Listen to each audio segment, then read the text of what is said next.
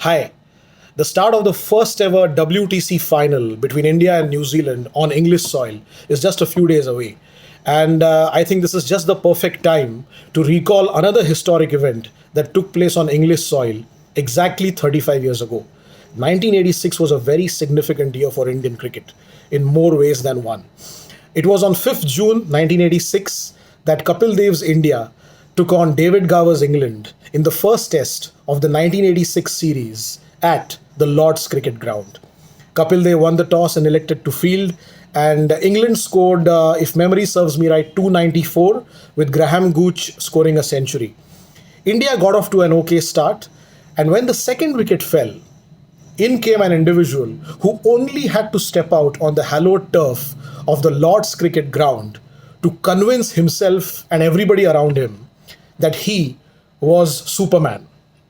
Dilip Vengsarkar was at his best at Lord's. He got into a groove straight away, essayed those glorious flowing drives, those flicks of the hips, vintage Vengsarkar, and before anybody realized it, he was within striking distance of his third Test 100 at Lord's. In his first test at the venue in 1979, he had scored a match-saving 100. In his second test at the venue in 1982, he had scored a glorious 154. Unfortunately, he hadn't got the support he deserved apart from Kapil Dev, and India had lost that game. In 1986, he was back at Lord's and within striking distance of a third century at the venue. There was some tension that he might be stranded because the ninth wicket fell. But Maninder Singh, our number 11, lived up to the challenge. He held on, and Vengsarkar created history. Till date, he is the only non-Englishman to score 3 test centuries at cricket's headquarters. England got off to a disastrous start in their second innings with Kapil Dev taking 3 early wickets. Chetan Sharma, who is the current chairman of selectors, who had taken 5 wickets in the first innings, supported his captain very well. Maninder Singh also chipped in.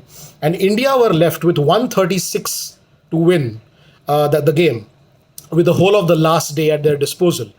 Kapil Dev, till that stage, had not led India to a single test victory.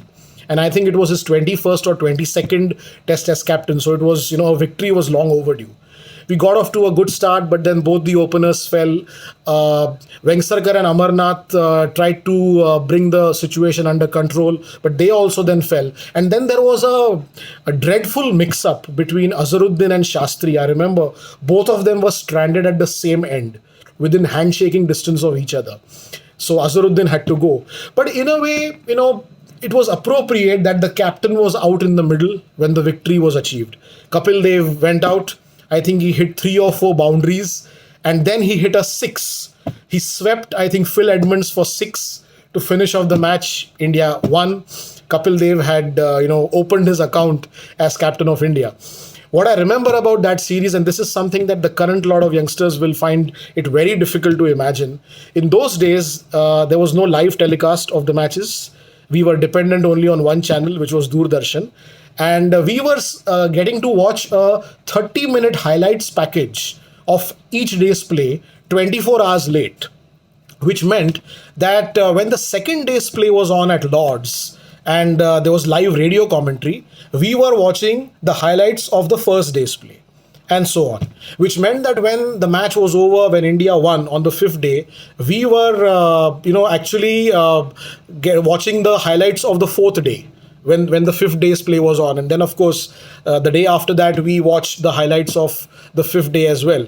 What I also remember about the presentation ceremony was that Kapil Dev, was trying to uncork the bottle of champagne. And that cork was quite stubborn. It was just refusing to, leave the bottle, and Kapil Dev, shook the bottle violently, vigorously a couple of times, but that cork was just not coming out. And then finally it did, and then the champagne oozed out. But a great victory, India's first test victory at the Lord's Cricket Ground, and a match in which Dilip Vengsarkar became the Lord of Lords. Great memories. Thanks.